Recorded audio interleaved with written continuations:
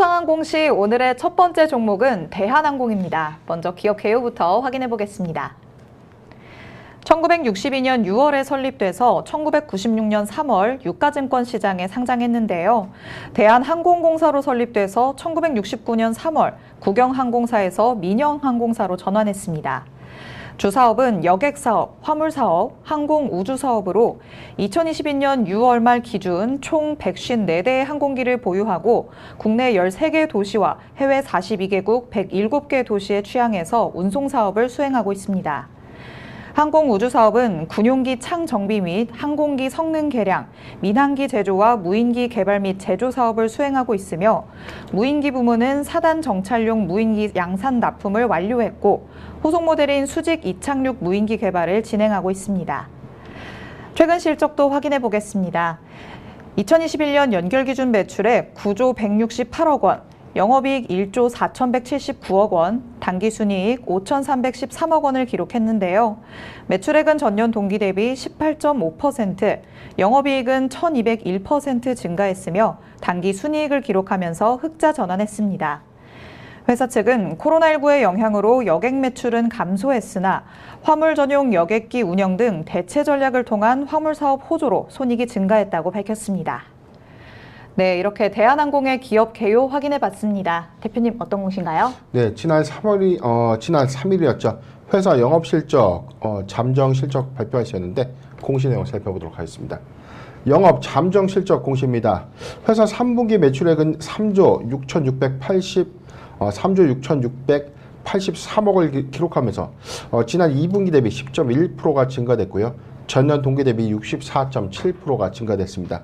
영업이익은 8,392억을 기록했는데 지난 2분기 대비 14%가 증가됐고 전년 동기 대비 91.3%가 증가됐습니다. 당기순이익은 4,313억을 지금 기록했는데 지난 2분기 대비 4.2%가 감소됐는데 전년 동기 대비 222%가 증가되면서 호실적을 기록했습니다. 누계 매출을 기준해서는 매출액 9조 8,059억을 기록하면서 전년 동기 대비 65.4%가 증가됐고요. 영업이익은 2조 3,635억을 기록하면서 전년 동기 대비 211%가 증가됐습니다. 당기순이익 역시 1조 4,256억을 기록하면서 전년 동기 대비 무려 506.2%가 증가된 실적을 발표했습니다. 지금 영업이익 기준에서는 지금 이 분기 사상 최대 영업이익이다라고 좀 밝혔는데 회사 관련된 매출에 대해서 IR 자료실에 추가적인 어떤 사항들, 대한항공 홈페이지 IR 자료실에 추가 3분기 실적 관련된 내용들이 기재되어 있다라고 밝히는 공시입니다. 네, 대한항공이 깜짝 실적을 발표했습니다. 3분기 사상 최대 영업이익을 달성을 하면서 3개 분기 연속으로 실적을 기록을 했는데요.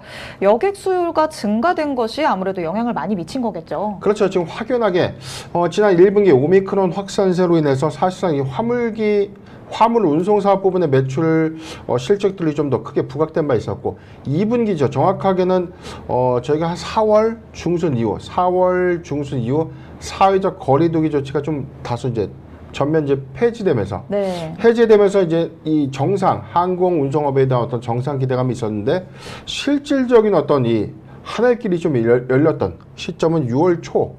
그렇기 때문에 실적 기조에서는 2분기의 여객 운송 일부분의 어떤 수요가 반영은 좀 되었지만 3분기에 확연한 여객 운송 사업 부분이 호조를 좀 보일 것이다라고 분석을 한 바 있었습니다.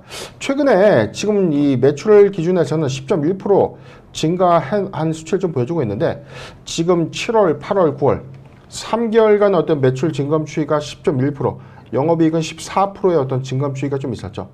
지금 이 항공주의 경우에는 3분기 여객 운송 사업 부분의 어떤 호조가 예상이 좀 됐지만 생각보다 큰 폭의 어떤 흐름은 좀 없었다는 것이죠. 그런데 4분기에는 예측 시점이 좀 달라질 수 있다. 좀 뭐냐면 일본 여객 운송이 사실상 11월 달 10월이죠. 10월 중순에 무비자 여행이 좀 가시화가 되면서 실적 산입 관점에서는 4분기의 여객 운송 사업 부분이 오히려 호조를 좀 보이지 않겠는가라고 좀 전망해보는 상황입니다. 전체적인 어떤 여객기 가동률을 좀 고려해 봤을 때는 중국의 제로 코로나 이 봉쇄 정책의 어떤 이 연장, 자, 이 부분이 여객 운송 단거리 여객 노선의 어떤 운송 수익 부분에 대한 어떤 둔화 반영은 좀 있지만 좀 일본 노선의 어떤 회복세는 4분기 기점으로 여객 운송의 어떤 수익 실현의 관점으로 영업이익의 어떤 증감 추이를 예상해 볼 수 있는 시그널이다라고 판단해 봤습니다. 네, 2분기 말부터 본격적으로 하늘길이 열리면서 3분기 실적이 어느 정도 반영이 된 것 같은 모습입니다. 이제 또 10월 중부터는 무비자 여행이 시작이 됐죠. 이 부분에 대해서는 4분기 실적 전망이 또 좋을 것이다라고 예측을 해주셨습니다.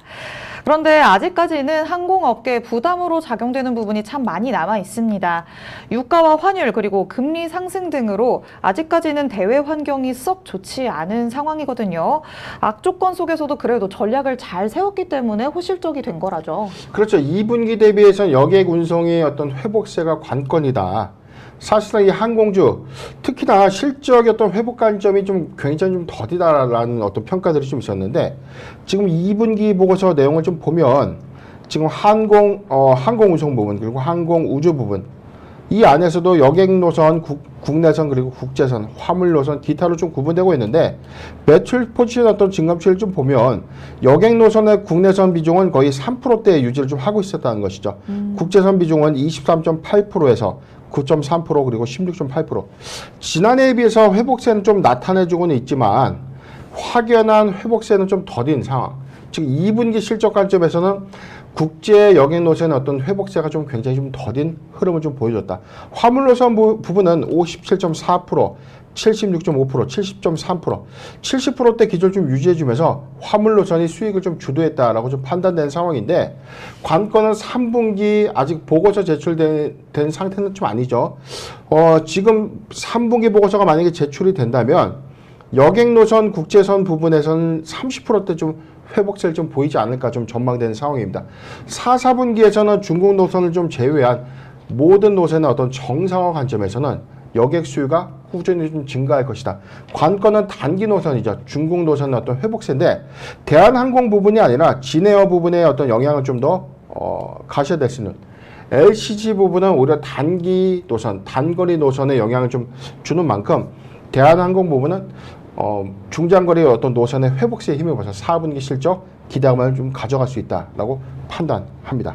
네, 여객 노선 부문에서는 확연한 그래도 회복세를 보이지 못했었는데 전략을 잘 세웠기 때문에 화물 노선을 통해서 매출을 이끌어냈다라고 볼 수 있었습니다.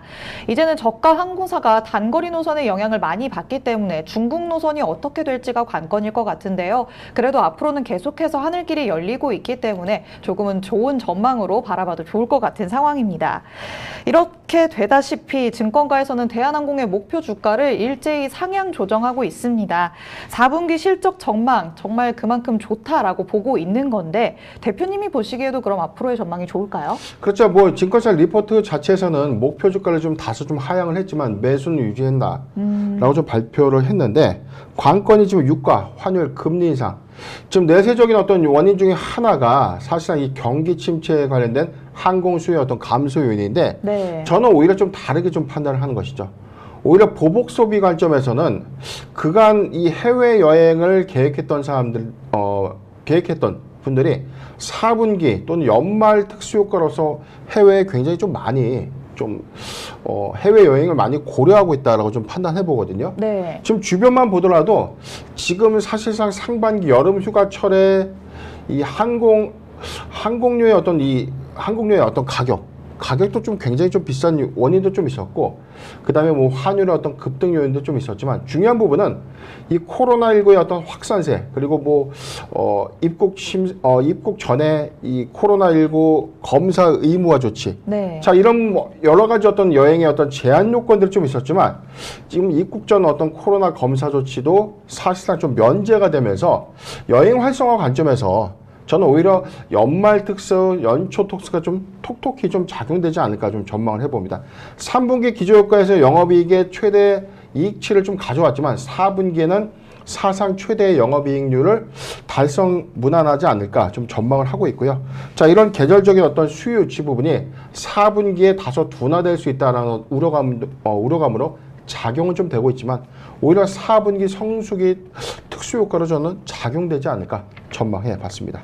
네, 여태까지는 여행을 가기 위해서 제한되는 요건들이 굉장히 많았습니다. 하지만 코로나가 완화되면서 이 부분들도 같이 완화가 되기 시작했는데요. 그렇다 보니 연말에서 연초에 이제 여행을 계획하는 사람들이 굉장히 많아지고 있습니다. 이 덕분에 4분기 그리고 내년 초까지는 사상 최대 영업이익률을 달성할 수 있지 않을까 조심스럽게 예측을 해주셨습니다. 그럼 우리 투자자분들 투자 전략 어떻게 세워야 할지 궁금하실 것 같은데 대표님께서는 어떻게 세워주실까요? 네, 지난주 3분기 사상 최대 영업이익 달성임에도 불구하고 지금 24,100원, 0.4% 좀 상승하고 있어요. 지난번 상승 기대감은 좀 반영이 좀 됐는데 소폭 기대감은 좀 반영되고 있지만 확연한 회복세를 좀 보여주고 있는 흐름이다라고 좀 단정짓기 좀 굉장히 어렵죠. 지금 사실상 리오프닝 어떤 기대감 수반했던 거에 비해서 지금 주가 좀 조정받고 난 이후 10월 17일 24,400원 신저가 기록하고 난 이후에 지금 추세 회복을 좀 했는데 관건은 추가적인 어떤 영업이익 달성 부분, 여객수의 확연한 실적 반영 효과가 반영되는 어떤 순간이죠.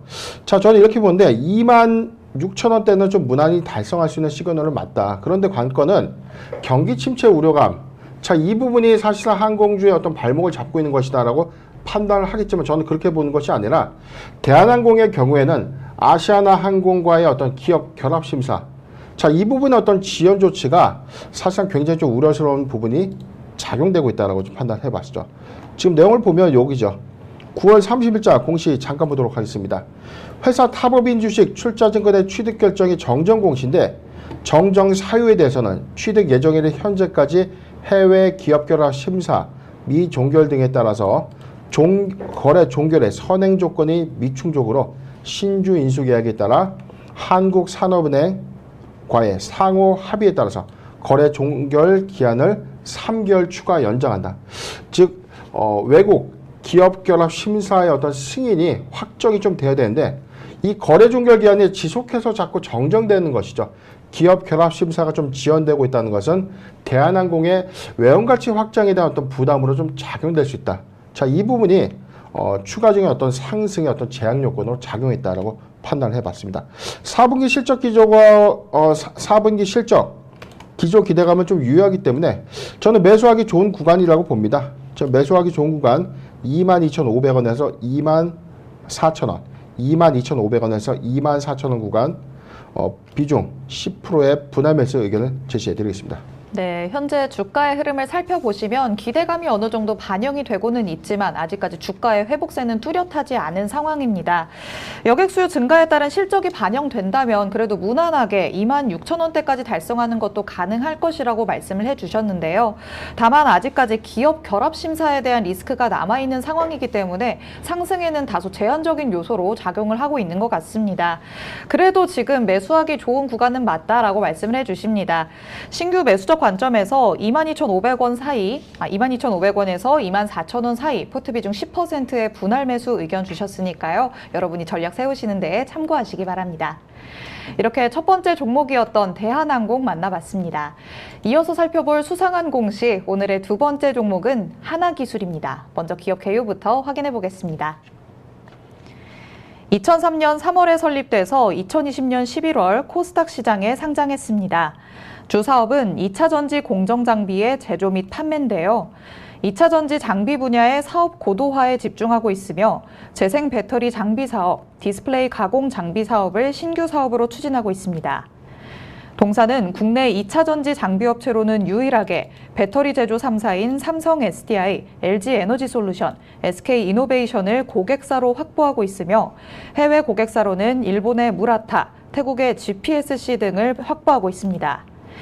조립공정, 화성공정, 팩 조립공정 장비 및 검사 장비를 제작, 납품하는 등 전체 라인의 자동화 장비를 제작하는 기술 수준에 있으며 국내 유일의 2차 전지 풀라인 장비 제작 시스템을 구축하고 있습니다. 최근 실적도 확인해 보겠습니다. 2021년 연결 기준 매출액 1,130억 원, 영업손실 49억 원, 당기 순손실 28억 원을 기록했는데요. 매출액은 전년 동기 대비 28.3% 증가했고 영업손실은 10% 증가했으며 당기 순손실은 90.6% 감소하면서 적자를 지속했습니다. 네, 이렇게 하나기술의 기업 개요 확인해 봤습니다. 대표님 어떤 공시인가요? 네, 지난 3일 그리고 지난 4일 공시부터 보도록 하겠습니다. 먼저 단일 판매 공급 계약 체결 소식입니다. 우리가 흔히 이야기하는 수주 공시죠. 판매 공급 계약의 내용입니다. 원통형 2차 전지 조립 공정의 턴키 장비 공급 계약입니다. 최근 매출액의 21.1%에 해당되는 239억이고요. 주요 사업 부분 2차 전지 제조 사업을 영위하고 있는 대만 업체에 공급하는 계약입니다. 계약 기간은 2022년 11월 2일부터 내년 11월 17일까지 공급하는 조건입니다. 하단 내용 보도록 하겠습니다. 계약 내용의 계약 금액은요. 2022년 11월 2일에 최초 고시 매매 기준 환율 1,421.7원을 적용했다라고 밝혔습니다. 계약 내용의 최근 매출액은 2021년도 연결 기준 매출액이다. 본 계약의 계약 금액, 계약 기간 등의 진행 사항, 그리고 관계 기간에 따라서 변동이 가능하고 변동 시 해당 공시를 진행할 예정이다라고 밝히는 공시입니다.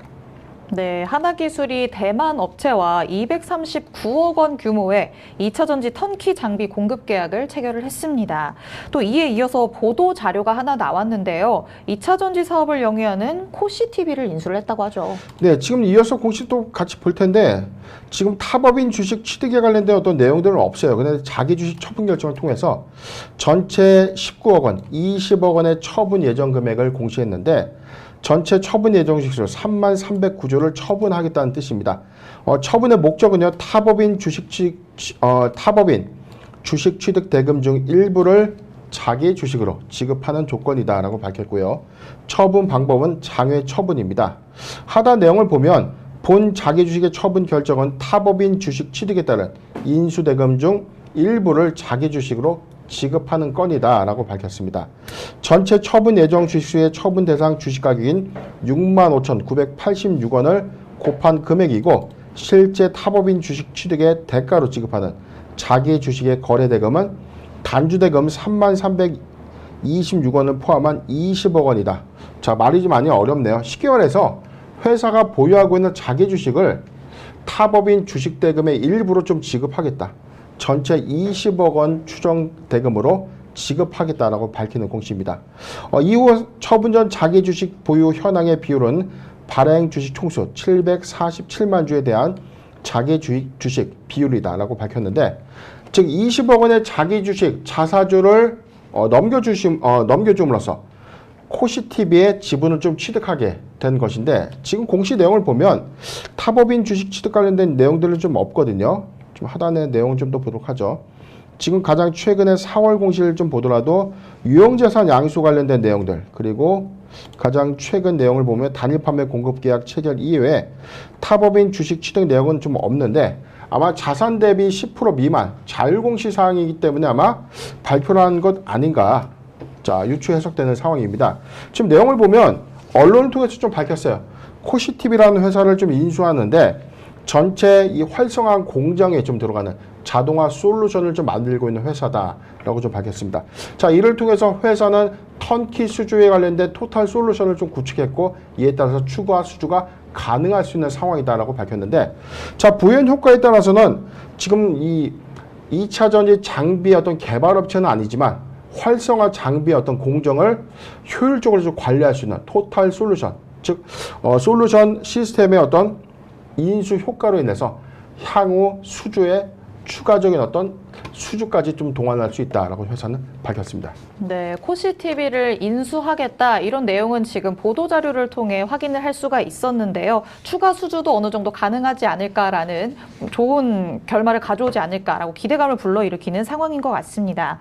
그리고 우리 하나기술 또 배터리 장비 수출에다가 폐배터리 기술까지 보유하면서 정말 사업력을 탄탄히 해나가고 있는 하나기술인데요. 지난달 말부터는 또 경기도 화성시의 공장이 이제는 가동을 시작했다고 하죠. 네, 최근 이 회사 내용, 반기보고서 내용 잠깐 보도록 하겠습니다. 주요 제품 서비스, 말 그대로 2차 전지 제조 장비 부분이 100% 비중을 좀 차지하고 있는데, 회사 최근 공시 내용을 보면 지난해 설비 투자를 좀 단행했던 화성 공장의 준공 사실까지 좀 발표를 하면서 회사 추가적인 어떤 기대감을 좀 부각시키고 있다는 뜻이죠.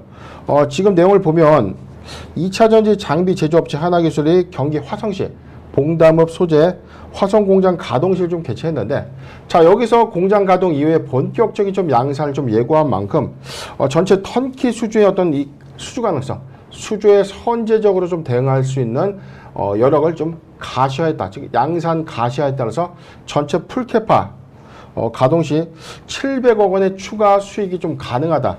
지금 최근 매출액을 보면 반기 기준에 589억 원의 매출 실적을 좀 기록했어요. 연간 실적 기준에서 보면 잠깐 재무제표 보도록 하죠. 지금 지난해 반기 282억 원의 매출액을 좀 기록했는데 금번 반기 589억 원의 매출을 기록했죠. 전년 동기 대비 2배 이상의 호실적을 좀 기록하고 있는데 지금 화성 공장의 준공 이후 2023년도 전체 양산 캐파를 좀 고려했을 때는 지금 턴키 관점에서 700억 원의 추가 양산이 좀 가능하다라고 좀 회사는 밝힌 만큼 이에 따라서 성장성에 우리가 좀 주목해야 되는 상황이다라고 밝히는 공시입니다. 네, 이번 공장 가동은 이제 향후에 턴키 수주에 선제적으로 대응하기 위한 움직임이다 이렇게 볼 수 있을 것 같은데요. 지금 전년 동기 대비해서 2배 이상 매출의 성장을 이뤄냈기 때문에 앞으로도 내년까지도 실적 전망을 더 좋게 볼 수 있을 것 같습니다. 그리고 또 지난 8월에 노르웨이의 배터리 업체인 플레이어와 1조 5천억 원 규모의 반고체 배터리 장비를 공급한다는 소식에 주가가 급등하기도 했습니다.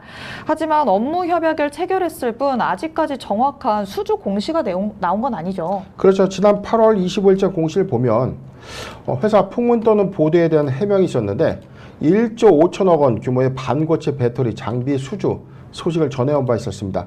이에 대해서 회사가 해명 공시를 했는데 회사가 플레이어사와 반고체 생산 설비 구축을 위한 업무 협약을 체결한 것은 사실이나 수주와 관련된 사항은 아직 확정된 바가 없다. 즉 진행 중이다라고 밝혔는데 지금 매체에서 보도된 이 사항들에 따라서는 추가적인 어떤 장비 수주까지 논의를 하고 있다는 어떤 구체적인 어떤 내용들이 있었다는 것이죠. 전체 이 독일 완성차 업체 볼브양 매출이었고요.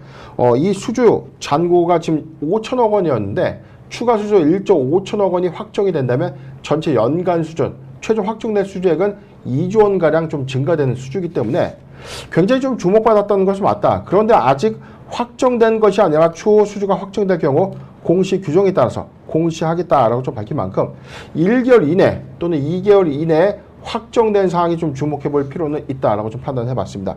이게 미확정 공시 관점도 아니에요. 풍문 또는 해명에 대해서 확정 또는 미확정 사실무근인데 지금 이 내용은 확정도 아니고 미확정도 아니고 사실무근도 아니다. 자, 이 내용을 보면 아직 수주에 대한 논의는 있지만 수주가 확정돼서 이어질 수 있는 어떤 공시를 의미하는 것은 아니기 때문에 저도 이런 공시 케이스는 좀 다소 좀 의외인데 풍문 또는 해명에 풍문 또는 보도에 대한 해명 공시에 대해서는 반고체 생산 설비 구축을 위한 업무 협약 단계에서 지금 진행되고 있는 것이 아닌가 유추해석해 봅니다. 아직 1조 5천억 원에 대한 어떤 수주가 확정된 것은 아니다. 이 점도 우리가 꼭 각별히 체크해야 될 것 같습니다. 네, 보도자료를 통해서는 추가 수주까지 논의 중이다 이렇게 나오기는 했었는데요. 방금 전에 함께 확인해본 공시 내용을 보시면 아직까지는 확정된 바가 없다라고 확인을 할 수 있었습니다. 1, 2개월 이내에 확정 공시가 따로 나오게 될지 이 부분을 계속해서 지켜보셔야 할 것 같은데 그렇다면 우리 투자자분들 앞으로 어떻게 하라는 말인가 굉장히 궁금해하실 것 같아요. 저희는 어떤 전략 세우는 게 좋을까요? 네, 추가적인 어떤 수주 공시에 대한 어떤 기대감, 1조 5천억 원의 턴키 수주 계약에 대한 어떤 기대감도 좀 부각되긴 했지만 모멘텀의 훼손 관점은 아니라는 것이죠. 지금 하나기술의 경우에는 2차 전지 턴키 장비의 수주 증가에 우리가 좀 주목해 봐야 되는데 연간 실적 중감치를 볼 때 2배 이상의 고속 성장을 좀 유지하고 있고 2023년도에도 이 기조는 유지될 가능성이 좀 크다.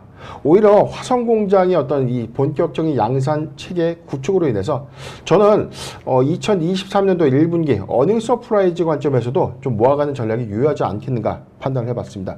현재 주가는 1.2% 하락한 66,100원의 주가 형성하고 있는데 지금 관건은 실적 기대감, 수주 기대감이 아니라 지금 이 회사는 이 기존 수주 획득에 따라서 이 실적 반영 효과는 지금 확연하다라고 좀 볼 수 있어요. 오히려 2022년도 4분기 실적도 3분기에 비해서는 오히려 크게 확장될 수 있는 가능성이 우리가 더 주목을 해야 된다. 아직 3분기 실적도 발표된 것은 아니지만 3분기에도 어닝 서프라이즈 좀 조심스럽게 좀 예측을 해보고 있고요. 4분기 기조 그리고 2023년도 1분기까지도 사상 최대 실적 기조 유지가 가능할 것이다 라고 전망을 해봤습니다. 매수하기 좋은 구간인데 62,000원에서 66,000원 구간, 62,000원에서 66,000원 구간 포티비전 10%의 분할 매수 의견을 좀 제시해드리고요. 실적 기조에 따른 하나기술 성장성에 주목해야 된다 의견을 제시해드리겠습니다. 네, 대표님께서는 굉장히 긍정적인 전망을 내비쳐 주셨습니다. 수주 잔고가 꾸준히 늘어가고 있기 때문에 이번 연도 그리고 내년 초까지도 어닝 서프라이즈가 이어질 수 있을 것이다. 조심스럽게 예측을 해주셨거든요. 현재 모아가는 전략 유효하다라고 말씀해 주십니다. 62,000원에서 66,000원 사이 포트 비중 10%의 분할 매수 의견 주셨습니다. 여러분이 투자 전략 세우시는데 참고하시기 바랍니다. 오늘 이렇게 대한항공과 하나기술 두 가지 종목에 대해서 살펴봤습니다. 대표님이 말씀해주신 포인트들이 여러분이 전략 세우시는 데 많은 도움이 됐으면 좋겠습니다. 저희 방송 보시면서 공시 내용에 대해 궁금한 점 있으신 분들은요. 노란톡 오픈 채팅방 검색창에 변영인의 기업공시연구소라고 검색해서 입장해 주시면 됩니다. 저희 방송 시간이 아닐 때도 노란톡 안에서 질문해 주시면 대표님께서 빠르게 친절하게 답변해 드리니까요. 노란톡 안에 들어오셔서 궁금증도 많이 해결하시면 좋겠습니다. 저희가 오늘 준비한 내용은 여기까지입니다. 저희는 다음 방송에 다시 찾아오도록 하겠습니다. 시청해 주신 여러분 고맙습니다.